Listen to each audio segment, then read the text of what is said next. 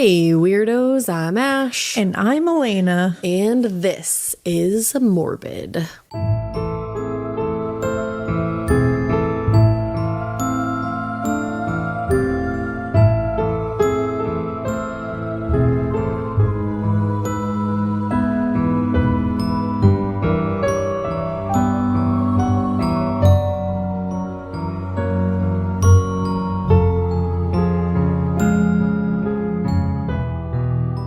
It's morbid. At night. At night. Alaina won't get that reference, but at night. SpongeBob. Oh my God. It's always SpongeBob. I was going to say, you shouldn't be surprised at this point. I almost said it. I was almost like, is that SpongeBob? If I say that it's a reference you're not going to get, I feel like 8 out of 10 times it's probably SpongeBob. Yeah, I could see that. Yeah. That makes sense. That checks. Or a hip rap song. Which I probably won't get. That's what I'm saying. I try. So today we're doing kind of like a spooky legend Episode, right? yeah. Episode. We're doing kind of like mishmash, a spooky legends. Mishmash. A mishmash. A mishmash. A mishmash. A smishmash. Yeah, we figured like Halloween legends. Halloween. Legends. Halloween. And legends, they just go hand in hand. They do, and it just felt right. Because we haven't really done anything like Halloween related on the pod. I mean, we've been doing some spooky things, but we've been doing just a lot of like true crime cases. So we're like, you know what? Let's bring it to a place of Halloween. Bring it back. A place of spookiness. Yeah. A place of weird. A place of Alaina and Ash. Which, by the way, speaking of spooky and weird and awesome, we went to the Salem Night Fair the other night. Dude, it was so much fun. Ryan and Matt from the Black Veil. They're the ones who put it on. They do such an amazing job. It's insane. Like shout out to them. And all the vendors and like everybody who makes it happen. It's just like, it's one of the, Alaina literally walked in there and she was like, I want to live here. Yeah. I texted John and because he was home with the kids and I was like, because they were sleeping and one of us had to stay home because we're kind of like shorthanded with help this week. But I texted him because he was like, how is it? And I was like, I'm not kidding you. I feel like this is the inside of my mind. It absolutely is. And it felt like it was. Oh my God, I have to still unpack the candles that I got there. Yes. And when I do, I need to shout out the woman who makes those candles because she was telling us like how she does it and everything and she sets intentions and all this stuff and they're so beautiful and they smell so good. I can't wait to light one. It's just like spooky Etsy come to life. Yeah. It's just these amazing vendors, like so many cool things, It's like awesome. good food and tarot card readings. It's everything just delightful that you can want. And it's at the Salem Pioneer Village, which makes it just spooky and awesome. It was so rad. It was also the start to like a really awesome weekend for me. Yeah. Like this past weekend was one of the best weekends I've had in years. Look at you. Because I got to do that with you and like a bunch of our spooky fun friends. Yeah. And then the next day we got to go to Drew's cousin's bachelorette and she's just like the sweetest human and all her sisters are so cool. I love that. And it was like so fun hanging out with them. And then yesterday I got to hang out with you and our family. Exactly. And it was like so wonderful. And we got to go to a haunted house finally. And we got to bring Sheena and Trid. Yes. Oh, wow. The way that I almost just outed Trid's identity. That's why I went, whoop. Yep. You said, shut up. You said, pump the brakes. I said Trid. Oh, man. That was a close call. Yeah. If you guys aren't following Sheena, Melwani, and Trid, the real Indian dad. Yeah.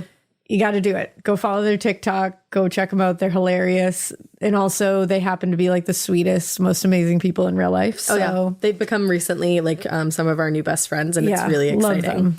And it was Sheena's first haunted house ever. Yeah. So it was really fun to bring her to that. I felt like so important bringing her to her first haunted house. I know. And also it was so much fun. It was needed. We haven't hit one this year. No. It hasn't worked out, you know. People have been sick. Kids have been sick. It just hasn't been a thing that we could do. Yeah. And we've just been so busy that it just isn't working out. And finally. No, I know. It was after all the kids went to sleep. And I was like, you know what? Let's go. We can go. Hell yeah. Yeah. And Alaina and I used to go to a haunted house literally every weekend in October. Like it was our thing that we did together and we'd like invite whoever, but we always went no matter what. Yeah. And the past couple of years it's been COVID and kids and busy and craziness. So it's like next year we got to get back on our grind. Get back on it.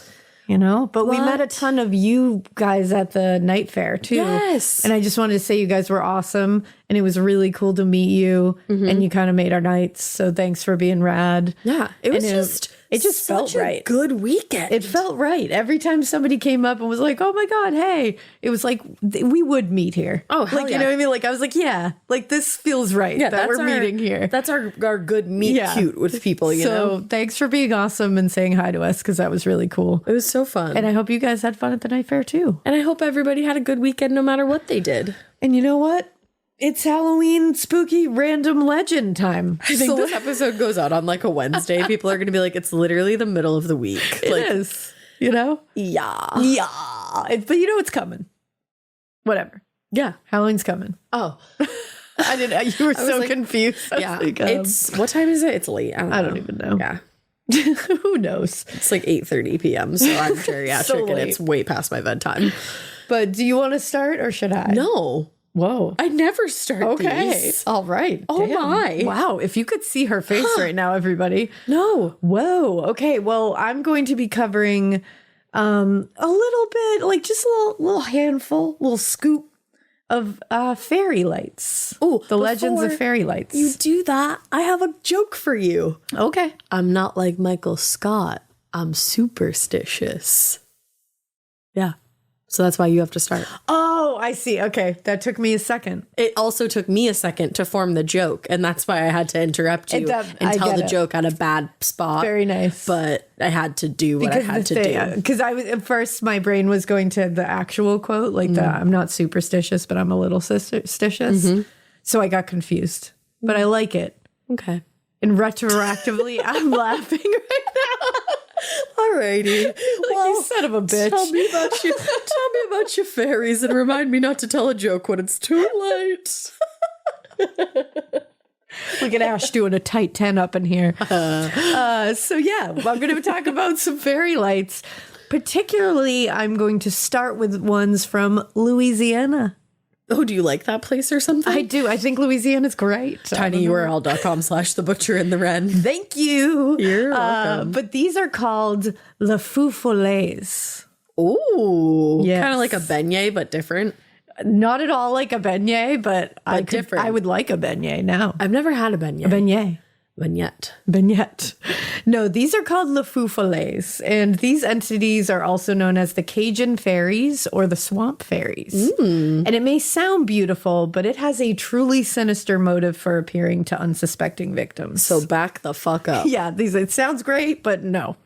So this word is obviously French. I don't know if you could tell. Oh, that's weird. I thought it was German. Le Feu Follet.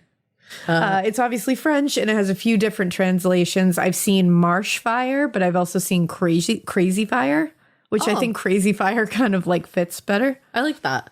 Now, a lot of people with Cajun heritage today, especially in the Louisiana area, have probably heard tales of these entities from their parents, grandparents, you know, the like. They're the kind of tales that come with a strong lesson of not following things into the swamp or the woods. Lessons are important. They are. You know, stay out of the swamps and just don't be a crazy little wanderer, you know? That's actually like exactly who I am. Yeah, don't be a crazy little wanderer. Too late. Not in these parts. Now, these little things are balls of light, usually very small, but sometimes they could be a little bigger. Like some of them are the size of like a quarter, and then some of them can be like a cantaloupe size. A cantaloupe, you say? And they'll look like a flickering flame. Cantaloupes are pretty big. Pretty big. A flickering cantaloupe flame. Yeah, but they're far away. They start out far away, so you'll see them and they just kind of vary in size.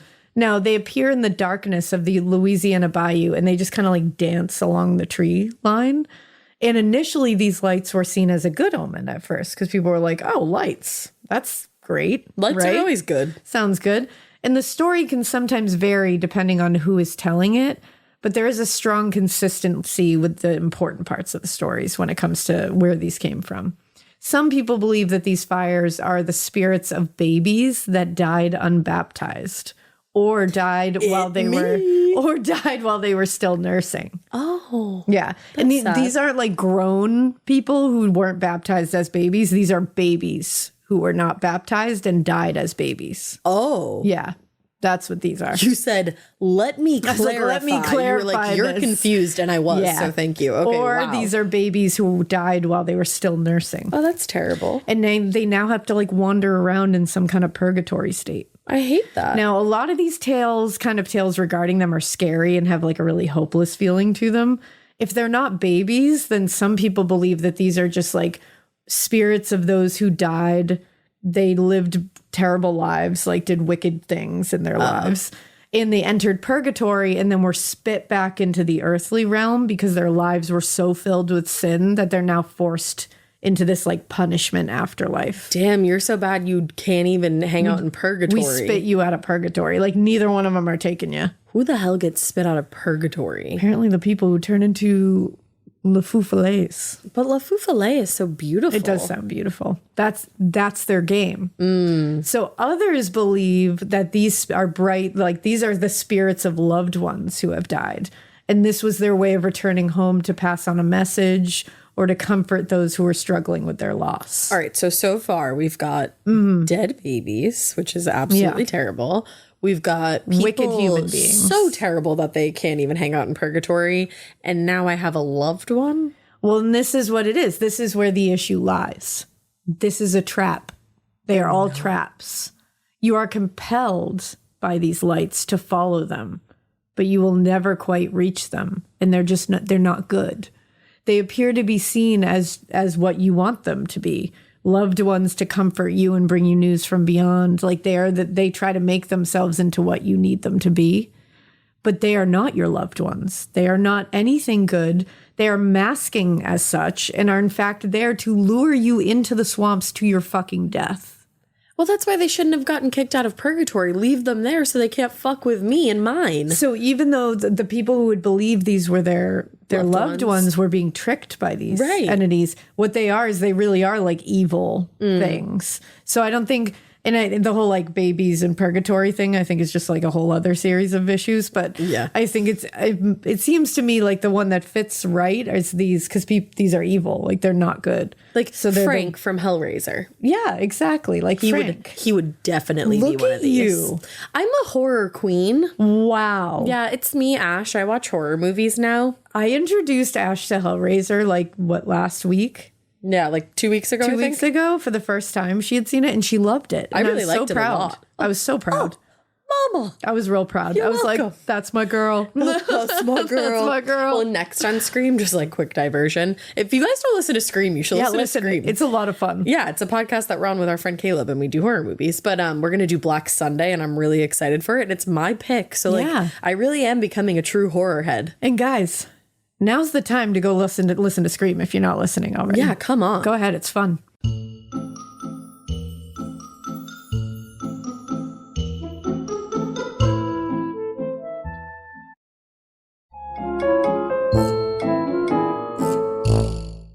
So, back to this. They're not your loved ones. They're going to lead you to your fucking death in the swamp. Their entire thing is to distract you. Like they're like, ooh, pretty lights. And then you follow them. Pretty lights and you love me. Let's go. Exactly. Dead. And once they have you, they keep you. Oh, they're not letting you go. I did not like the little eye thing that you just did. They keep you. They keep you. I was like, don't look at me like that. They keep you. And they lead you further and further into the swamps, making sure that you lose your way, that you're paying attention to them. You're not paying attention to where you're going. And when you realize how far you have wandered, it's always too late. Oh, my damn. You're either lost or you will fall into the swamp and drown. Those are the two outcomes. And some legends even say, I found a few things that say they'll try to lure you into the swamps and into briars or sharp prickly bushes to get you torn to pieces. Jesus Christ. Yeah. Again, like Hellraiser. Exactly. Whoa. Are these just centibites? Maybe. These could be just Pinhead and like Butterball over there. My man. But my man. Now, they have also been associated, though, with treasure-seeking people. Okay. So there are stories that say it was common for high-ranking pirates to kill a crew member before they would bury their treasure. They would then throw the body of this crew member into the hole with the treasure, and this act would connect this dead man's soul to the treasure forever. And they are now forced into the job of guarding the treasure until the pirates come back to claim it. Why do I kind of love that? Isn't that gnarly? The murder part. Isn't that so gnarly? Like they murder one of their crewmates, throw him in the hole, and he's now bound to this treasure. That's some Pirates of the Caribbean shit. That's right some there. pirate shit. Yeah. We should cover like some pirate stories. We gotta cover some pirate stories. There's some crazy ones lingering out there in the depths. Yo ho ho. Yo ho ho and a bottle of rum. Ahoy, matey. There you go. Arg. Did we just become pirates? We did. We did. Remember when everybody would get excited about Speak Like a Pirate Day? Or everybody would get excited about on Facebook, they would let you change your language to pirate? I do briefly remember. And I think the instead Facebook of like, thing. what do you, because you know how like when you would put up a status update, it would say like, what are your thoughts? mind? What's on your mind? It would change to like, what ye be plundering or something. That must have been when Facebook like first happened. And I think I was like a little bit after that. And everyone was like real into it. They were like, hilarious. I'm a pirate. It says what ye be plundering right now. I kind of love that. It was funny. We were a simpler people back remember then. when you would just get into like poke fights on Facebook? It was a simpler time. It was a beautiful time. Yeah, poking used to be a way of like flirtation back in my day. Oh yeah, it was a much simpler time. But enough of that.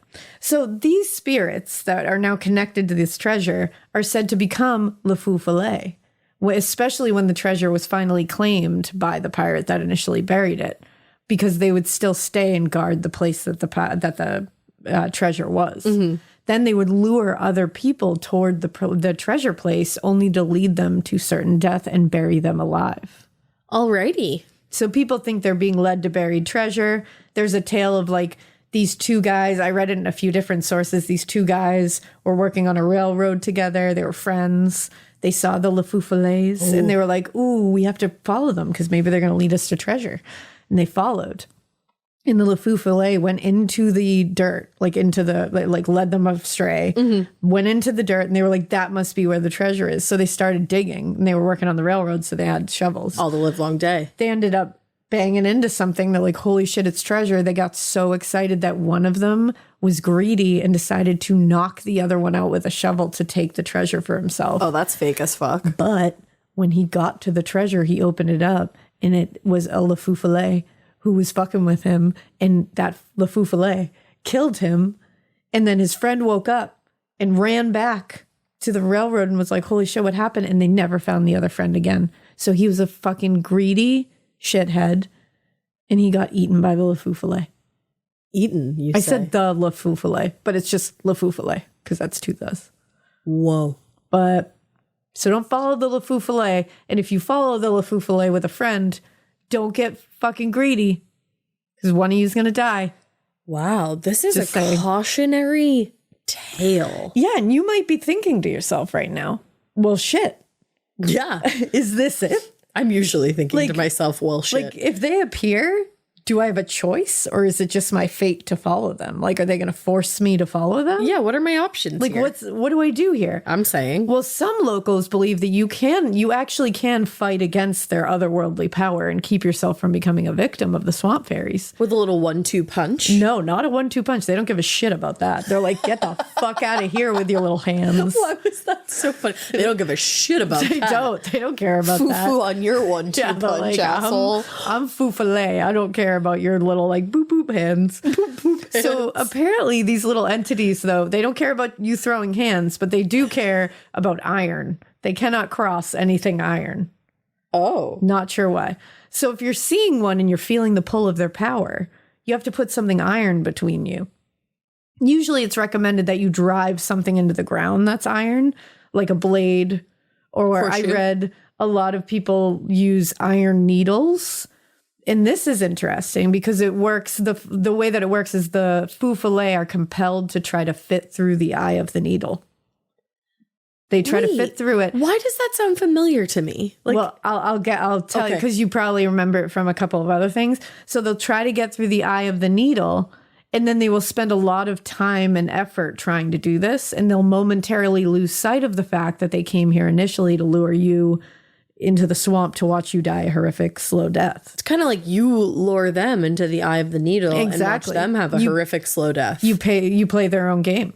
So when they're distracted, you can run as far away as humanly possible and never look back.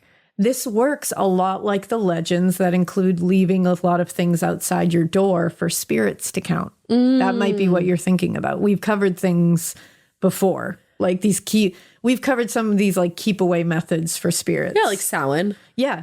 Now, one of these I found actually, because I started looking into other ones because I thought the same thing. I was like, that sounds so familiar. Yeah. I think I was thinking of all these different like cultures and legends that would be like, they will count this many things outside your door and forget that they're coming in to hurt you. Now, one of these that I found terrifying and fascinating is the haint. Oh. Which is an evil ghost from Gullah Geechee culture found in the South near like Florida, Georgia, North and South Carolina area. These haints have a method, and these haints are like evil ghosts. And they have a method of killing their victims by chasing them until they die of exhaustion. That's my worst fucking nightmare. That's their goal. They just exhaust you to death. I mean, life is already doing that to me, so can you not? So can you not? But you can keep these away, it's said, by a few methods. First, you can apparently use newspaper as wallpaper. Or that's not my vibe. You can put pages of books as wallpaper, which sounds kind of cool. Also not my vibe. Because the haint just has to read every single word. They will stop and have to read every single word in these papers. So the more papers, the better. Okay.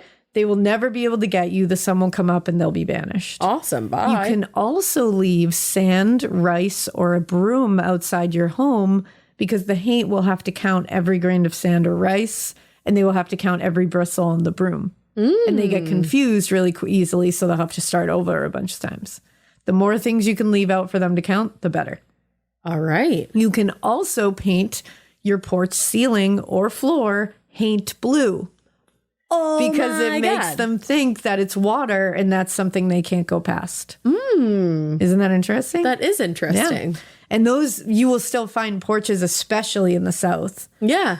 It's like in the Carolinas and stuff, you'll find a ton of porches have that blue. I found that out a couple years ago. I knew somebody who had like a blue roof on their porch. Yeah. Now, this brings us back to iron and the Feu Follets. Yes. They can't pass iron, so you can sometimes trick them with whatever you have to put in the ground. They will at least pause to think it over, and you can get out of there. Will kale count? Kale, there you go. Iron rich. Iron rich kale. Yeah. So apparently they can also enter your home, though, which is terrifying. No thanks. Can I give them something to count? You can. So there's a thought that Le Feu Follet really love to terrorize children, particularly infants. Yeah, see, that's why I don't think they're babies. Yeah, they're dicks. So if your baby wakes up with rosy cheeks, it's thought that the Feu Follet came into your home at night and stole some of your infant's breath. Oh. And that's why their cheeks are a little rosy. Not just that they're a warm sleeper. No, Feu Follet. Okay. So in order to make sure that doesn't happen again or happen at all, really, yes. It's suggested that you scatter mustard seeds on the floor of the nursery because, again, Le Feu Follet will stop to count them all. And eventually the sun will rise and they will be banished another day. Okay. Of course, you now have mustard seeds all over the floor of your nursery, but hey, your baby still has oxygen. So that's a good toss-up in my book. Although, like, mustard seeds do kind of seem like they would be a choking hazard, so... Well, if your baby's in the crib. Yeah, baby's not getting out of the crib. Some not as an infant. Do.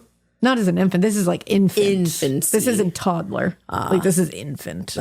So they're swaddled. Like, you got a swaddler in there. Oh, I love the little swaddled I love baby. little swaddled baby mooshies. I feel like I could just, like, smell that. I know. Like, smell a little swaddled babe. Now, that was all interesting to me. But then while searching for information about these things, I kept coming across, like, things like it that were, like, really...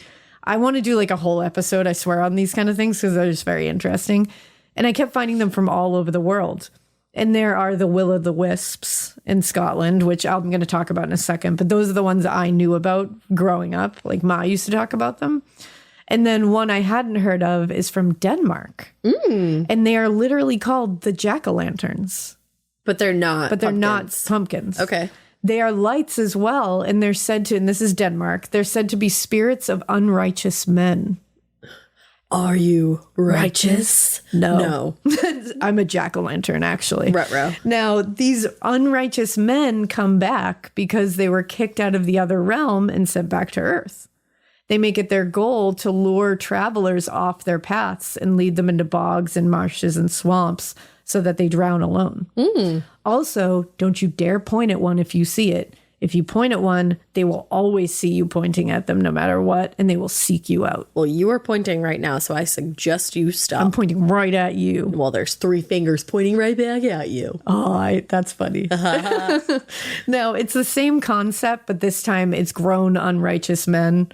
And the way to stop them is not with iron, but by turning your cap inside out. What if I don't have a cap? Well, what's funny to me is like, so basically a rally cap will send these assholes packing. Yeah. Do you remember?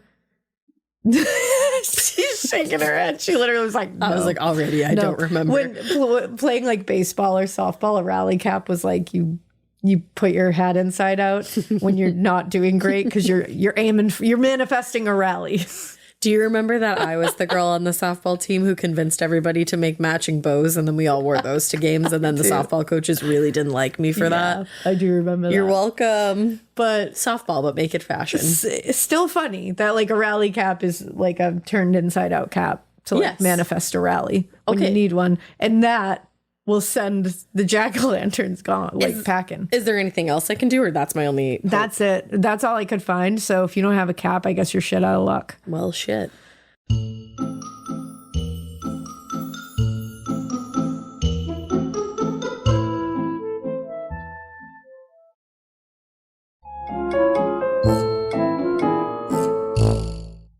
But that's awesome. Now back to the Will-o'-the-Wisps, because those, I just love those. Ma talked about these. Mom and Dad. I remember Dad telling me a story about the Will-o'-the-Wisps because they are from Scotland. I never heard them talk about these. Now I'm interested. Yeah. It's probably the closest thing I knew to Le Feu Follet. Okay. They originate in Scotland, and they're kind of the same idea. They're fairy lights that lead people astray to their demise.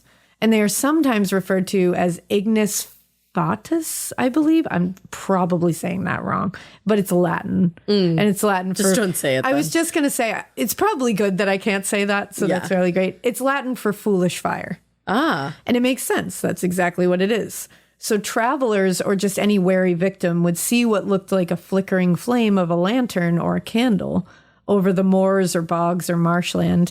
They would feel compelled to follow it.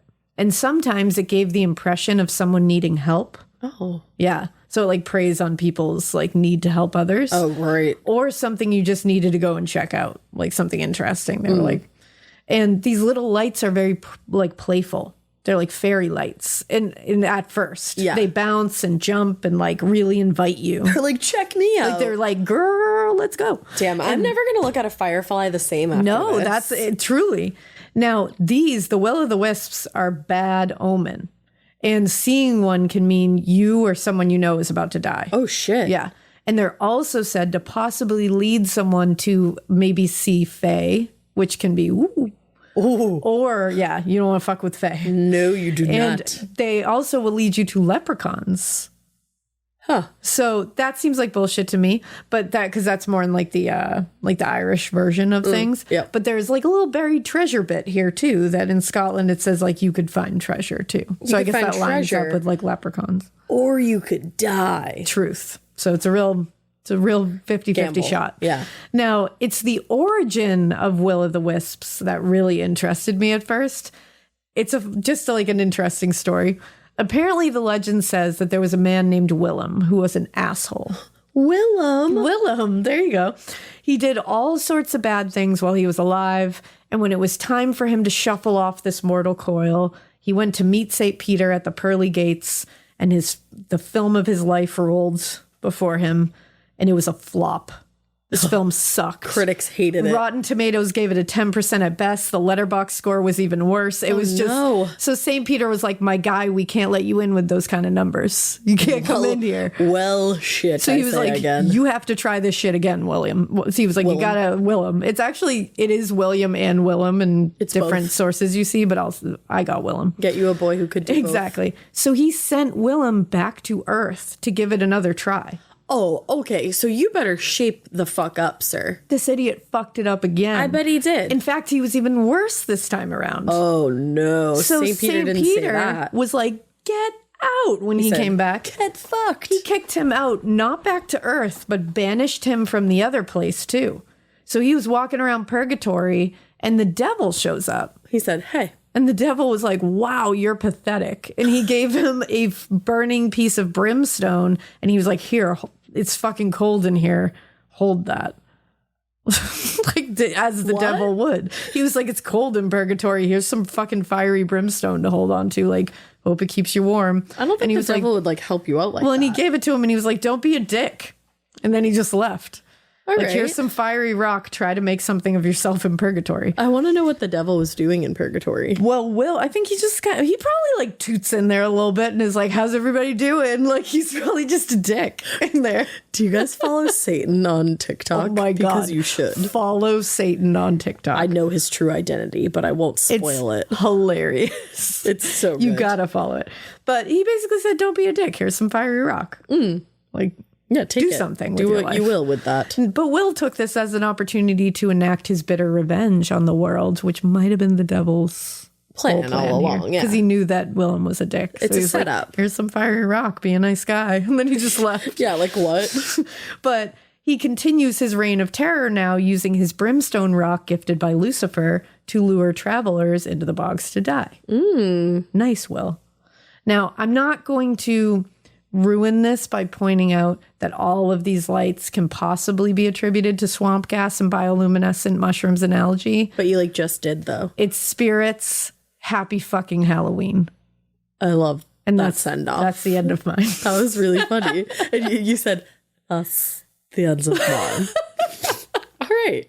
Well, fairy lights. I have a witch. Ooh, yeah, you do. I have a witch because it's fucking Halloween. A witch and a curse and a ooh.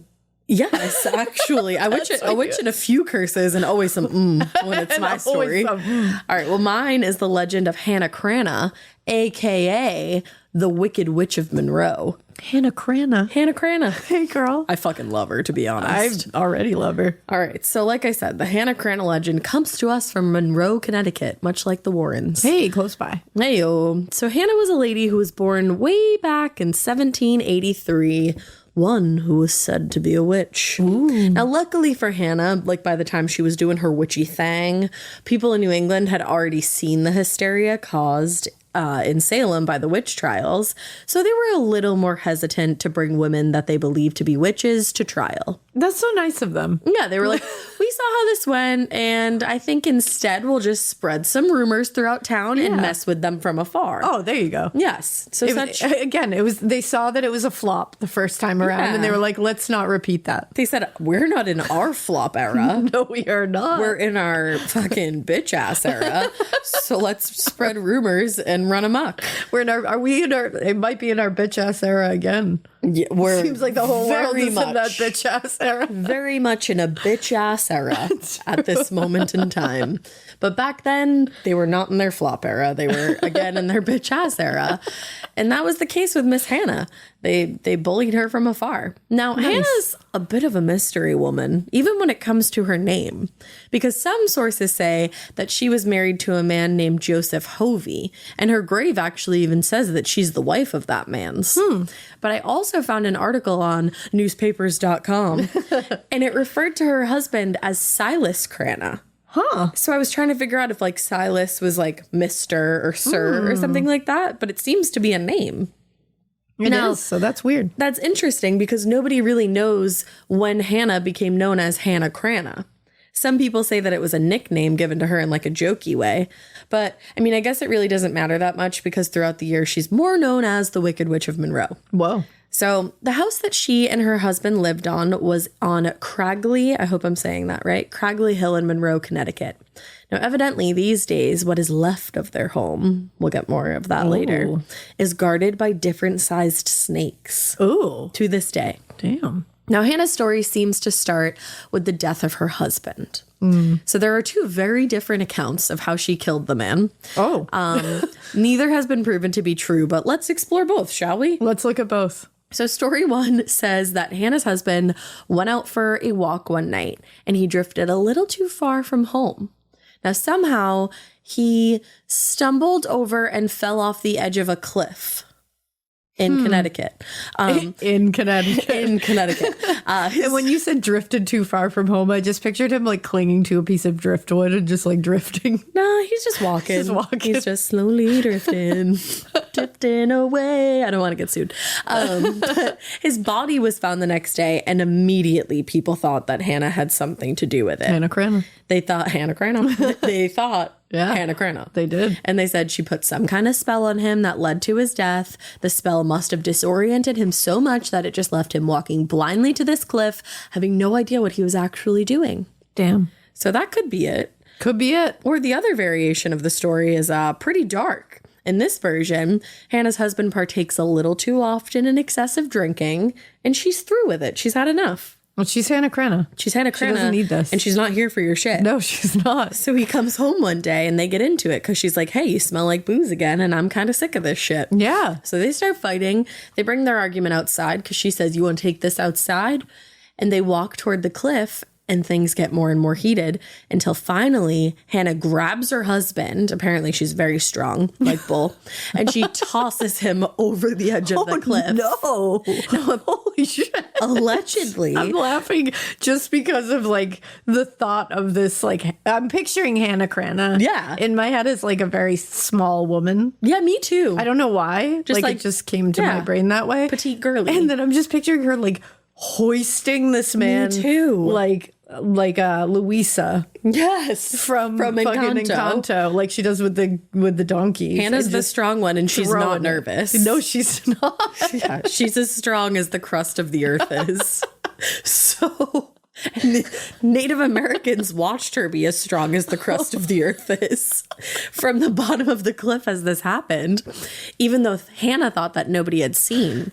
But word spread around town either way, whether she tossed him over the cliff herself or if she concocted some kind of spell that made him do it. So either way, he went over a cliff. He did. Yeah. In Connecticut. That's gnarly. And there were a couple of people who really actually did want her persecuted for witchcraft, but for one reason or another, that never happened. But some people think that's because the local authorities were so scared of her that they didn't want to press the issue and try their luck. I mean, there's two choices here. She either bewitched the man off a cliff or she hoisted him above her head and launched him off a cliff. Nay, I say, yeeted the man. I understand why they were a little hesitant to get involved in that whole thing. And we're only lolling because this is a legend. It's a legend. This is all legend. So yes. It's hilarious. So Hannah's husband, he was said to have died in May, and she wasn't seen again until that next October. Ooh. So she disappeared for a little while. And then she came back for spooky season. She did, because she's Hannah Cranna. She was like, it's Halloween, bitches. Yes. Now, when she was spotted, there were two men riding past her. And according to the Newtown Bee newspaper, she was, quote, dressed in white flowing garments and with disheveled hair standing in the swamp near the road in the rear of her home. I love that for her. She is now a swamp hag. And that's pretty great. Also, a swamp banshee. Maybe that's she didn't kill her husband, and maybe she was just a little distraught that the man's yeeted himself over a cliff. So she was just having a quick moment in the swamp, and you could just let her have at it. Yeah, let her grieve in the swamp, man. Yeah. Let me grieve in the swamp so that I know it's real. Let me, she's having a hot banshee summer. Okay. She had a hot banshee summer. It's October now. Next summer, you heard it here first. I am having a hot banshee summer. That's what Hannah Cranna was doing. Don't at me. She was just finishing off her hot banshee summer. She was stepping into spooky season by stepping into the swamp. Yes. It was just her moment. Like everybody needed to let her have her moment. Let her live. Yeah. But they didn't want to let her live. And after that sighting, people would see her from time to time, and word kind of started to spread because people weren't seeing her too often. And a lot of the times the sightings would be really late at night. So people really kind of started to latch onto this idea that she was a witch, and they wouldn't see her again until that next spring. Now, she came back with a motherfucking bang. And maybe she wouldn't have, or if it weren't for like a little neighborly dispute, maybe she would have just continued hanging out and minding her own GD business.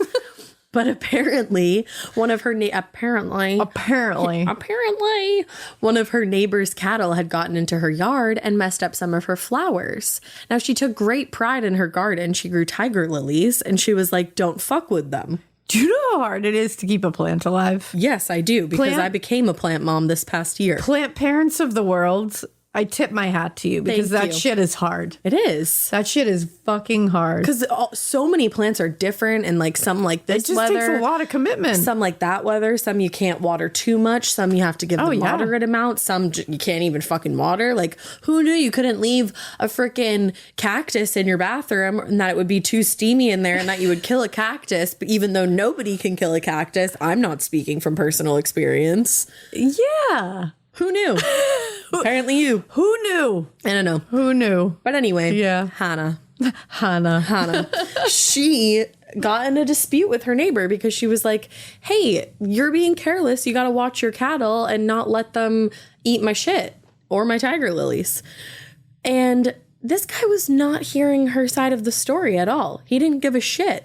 Oh, no. So she got real angry. Real angry. He laughed in her face and told her she was an old woman without a husband, and what would she even do to stop him? That is literally like Ty and Clueless. You're a virgin who can't drive. Like, you're an old woman with no husband. Like, that is so gnarly. Like, it's the Connecticut version of that. Dude.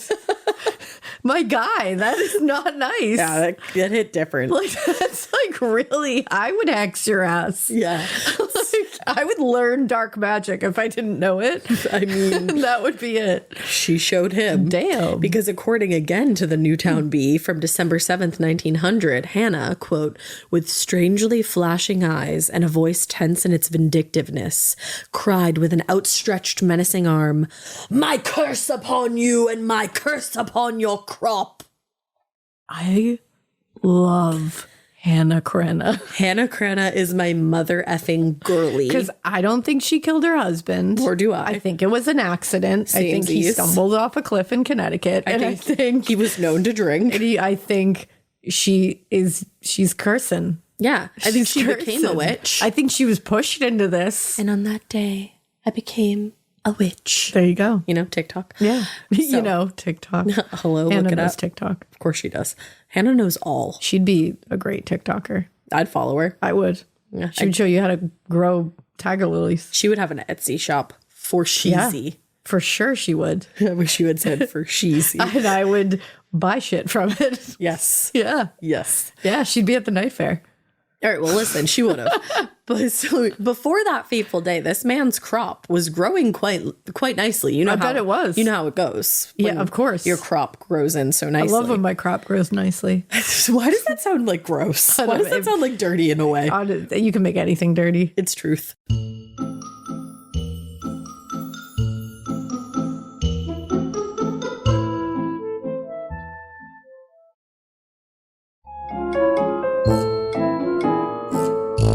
However, the morning after the curse was uttered, the man woke up to a very different set of crop. I bet he did. I know you're probably supposed to say crops, but saying crop and like making it feel plural is fun for me. I like that. Cool. Every last one of his potatoes had died, and the ground. Potatoes? No. I know, like how dare, like Hannah, I love you, but like not the potatoes. That was a misstep, Hannah. Yeah, but it wasn't. Nothing Hannah does is a misstep, in my opinion. IMO. I love a potato. I do too, but you can get them from another guy who won't tell you that you're old and that you don't have a husband to defend you. I forgot about that. That's bad. So poo-poo on him. All of his potatoes were dead, and the ground was littered with stinky, oozing dead potatoes. Ew. Much like he deserved.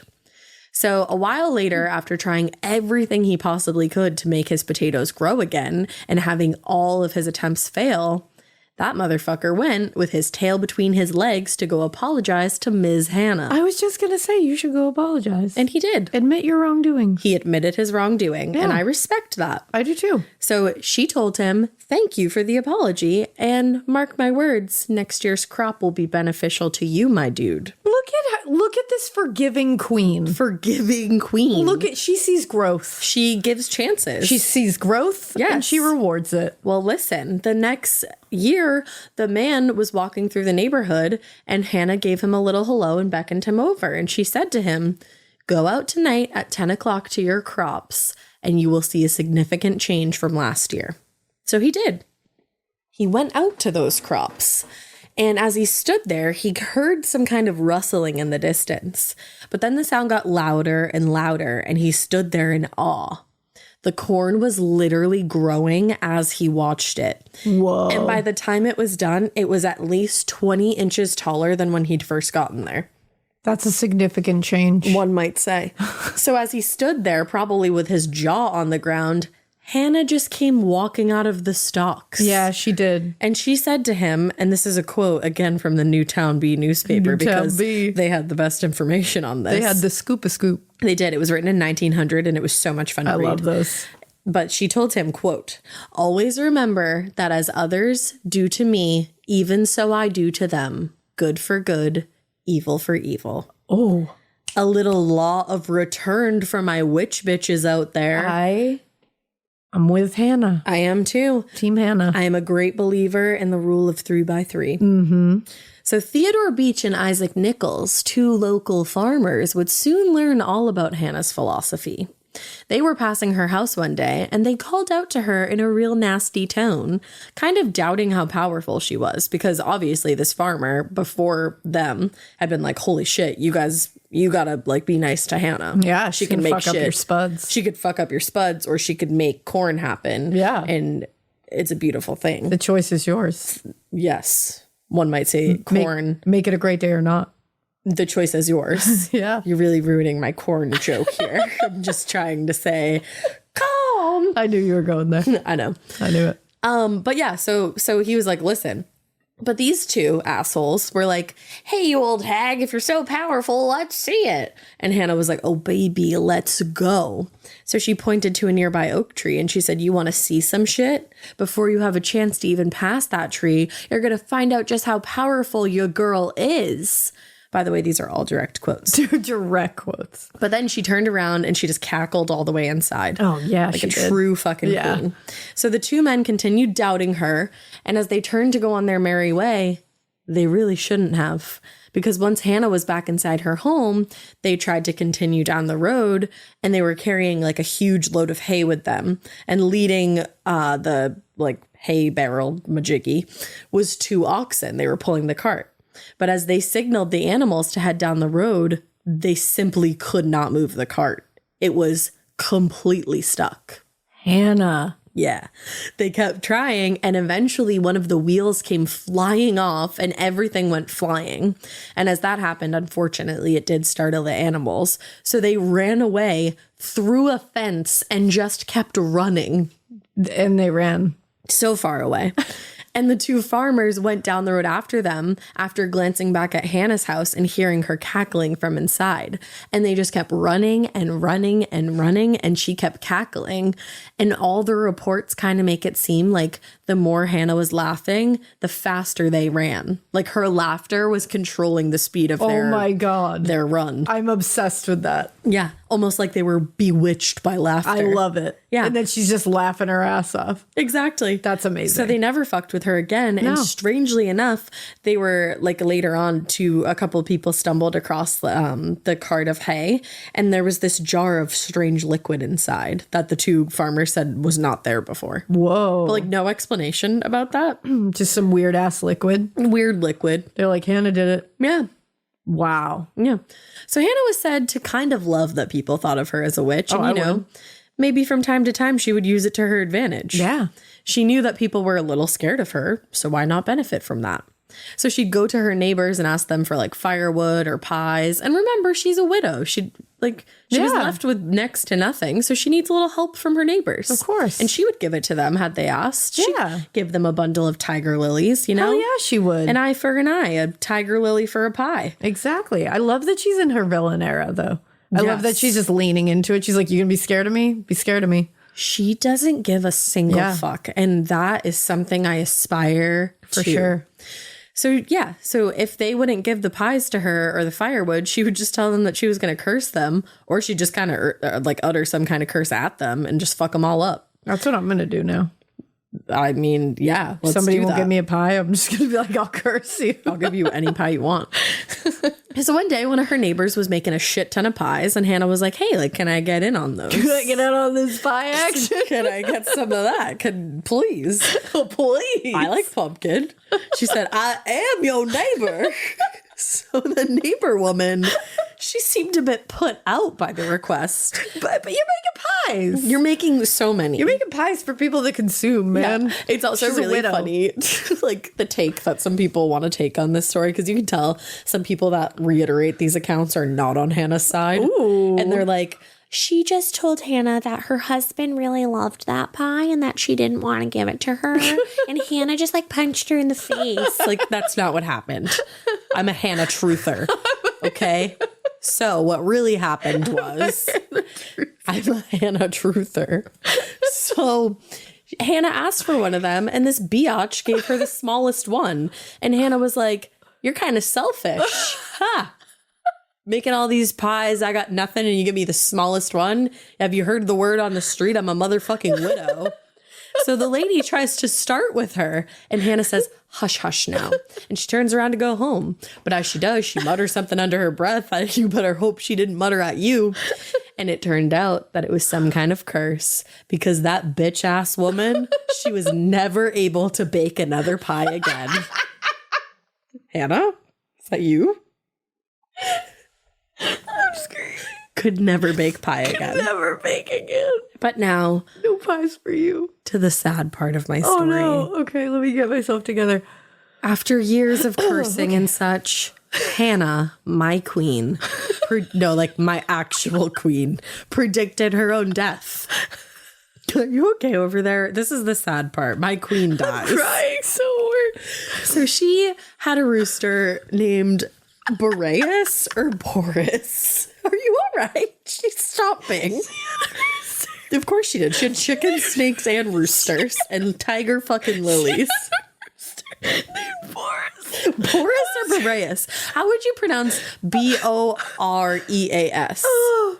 Boreas? Boreas. Boris? Boreas. I like Boreas. Boreas. Hannah, I hope I'm saying it right.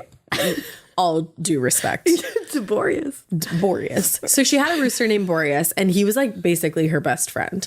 The people in town had gotten so used to him crowing at exactly midnight every single night that they like knew him by name. And a lot of people thought that he might have been her familiar. Oh. But one day Boreas, the rooster, died unexpectedly.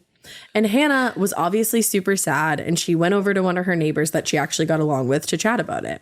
And she told the neighbor, because my beloved rooster has died, I know that my death is approaching too. I can feel it. Oh, no. So she said to this neighbor, she gave them explicit instructions about how her death was to be handled.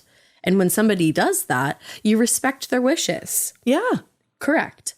So she wanted her casket to be carried by hand down to the cemetery. They had to walk her down to the cemetery, hold that casket, walk with their own 2 feet. However many people needed to be there, that's fine. But that's what they had to do. Yeah. Paul Bear. Yeah. So she also said that she was not to be buried until after sundown. Hannah was found dead in her home the day after this conversation. Oh, no, Hannah. She knew. So it was the middle of January, and there was fresh snow on the ground. So the people in charge of moving her decided to ignore her request to be carried down to the cemetery, and instead they tried loading her casket onto a big sled so that they could be lazy and slide her down. Oh, no. Mm-hmm. But no matter what they did, they could not get that casket to stay on the sled. It kept falling off. People sat on it and tried to make sure that it wouldn't fall off. They would get thrown off. Whoa. At one point, it apparently just started violently shaking. Oh, I would throw people off my casket for Absolutely. sure. I'm not going to ever be in one of those, though. They tried tying chains to it to get it stuck to the sled. It still fell off. No matter what, they couldn't keep it on there. It's like, guys, just pick it up. Yeah. So eventually these fuckers did. They did as Hannah wished. And by the time they were through, they actually had no choice but to fulfill her final wish to be buried after the sun went down. It's the middle of the night now. Straight up. So when the people carrying her casket finally got her settled and were able to, fulfill her final wishes, they made their way back into town and they passed by her house because they figured, we did like she told us. Yeah, eventually. we did the right thing eventually. No, when they did, they found her house completely engulfed in flames. Oh, Hannah. She was not happy. Ooh. Now, for some reason, the nearby well was running dry, even though earlier that day, people had no issue using it. Someone claimed that around 11 a.m., they'd gotten multiple buckets full of water, and now it was about 3 p.m., and it seemed like there hadn't been water in the well at all that day. Not even a drop was left. The rocks at the bottom did not glisten like they were even damp. This thing was dry. But I thought it was after dark. It was 3 p.m. Well, it was winter, so it was dark that day. Oh, okay. I don't know. Maybe it was a long walk back. It was a really long walk. Sources vary, all right. Maybe after dark meant like early morn. Yes. By the time they got her in there, and it took a while for them to. Yeah. She just said after sundown. Yeah, exactly. And they had a voyage. So. They did have a voyage. So anyway, the well is bare. And they knew that this was Hannah at work. Inconsistencies are fine. It's totally the legend, man. I'm just messing with you. So the fire roared on for multiple days and apparently even spread to multiple other towns. Oh, damn. Because they could not get this fire out. Because the well water. Mm-hmm. It spread to Danbury, Bridgeport, and Newtown. Now, legend has it, when the fire started to settle and there was just a bunch of like rubble and ashes everywhere, Hannah Cranna appeared before the townspeople again, seemingly in search of something and slightly irritated. Slightly irritated. As she always was. I love that. So as they all stood by and watched, she poked through the ashes with a stick. But when she couldn't find what she was looking for, she just turned around and headed toward the well. And when she made it there, her figure disappeared. And as she disappeared, the ghost of her rooster appeared. He said a little cock-a-doodle-doo 3 times for everybody, and people claimed that the sound of his crow, was eerily similar to Hannah's voice. Oh. So in the weeks following, people around town started to float the idea that the rooster and Hannah were actually the same person or spirit. Whoa. And she could just like appear as the rooster when she wanted to. Whoa. They were like, I've never seen them in the same time, in the same place at the same time. I haven't seen Hannah and Boris in the same room. Okay. Okay. So the next time somebody spotted Hannah was the summer after she passed. This guy was walking home late at night and he passed by where her house used to be. The well that she had disappeared by, and again, the one that went completely dry when her home was on fire, seemed to be one of her favorite places because that's where this guy spotted her. So that well had stayed completely dry ever since the fire at Hannah's place broke out. No water whatsoever. But when this guy saw her, Hannah was loading up a bucket with water, and she was watering the tiger lilies that were still in her yard. He was freaked out, to say the least, and he just like hurried home. And when he woke up the next morning, he was probably having a hard time deciding if that was real or if he had dreamed it or if he had like really gotten super smashed. So in order to be sure, he headed over to the scene of the crime. Now, when he got there, he was like, oh, okay, phew, because the well was still all dried up. He was like, okay, that was totally a dream. Yeah. So he's like, cool. But when he walks by the flowers, it was clear that the ground around them was wet. Ooh. And it had not rained in days. She was using ghost water. Ghost water. Ooh. So people saw Hannah from time to time. And actually, one of the last times that she was ever spotted was during the Civil War. And allegedly, P.T. Barnum was the one to spot her. He's always all up in this shit. He is. Remember, he was in Champ. He was. He was offering Champs. He wanted Champ's hide. Did you also know that he was the mayor at one point of like Bridgeport, Connecticut? No, I didn't know that. Nor did I. Wow. Yeah. Weird. Crazy. I know. So he was one of the last ones to spot her ghost, at least. But he saw her on a white horse with her black hair flowing in the wind. Oh, hell yeah. Seemingly just on her way back home. Good for her. Yeah.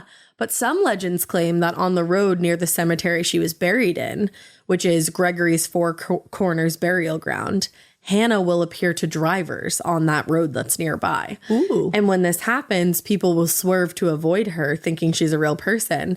And when they do, they crash. Ooh. So it's like, did they piss off Hannah somehow? Oh, no. But that is the story of my true queen, Hannah Cranna. Cranna. My true queen. I'm obsessed with her. I love Hannah. I want to visit her grave. It's real. Like, I want to visit her to her grave. Yeah, I want to visit her grave. Connecticut's in New England. Let's go. Yeah, let's go. It's right there. Like, I just spit at Connecticut. I didn't spit at it like you're mean. No, I spit at it like I can reach you with my spit. Yes. Yeah.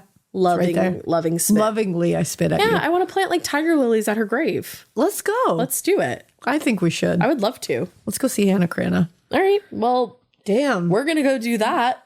And don't follow any ghost lights. And do praise Hannah. Yeah.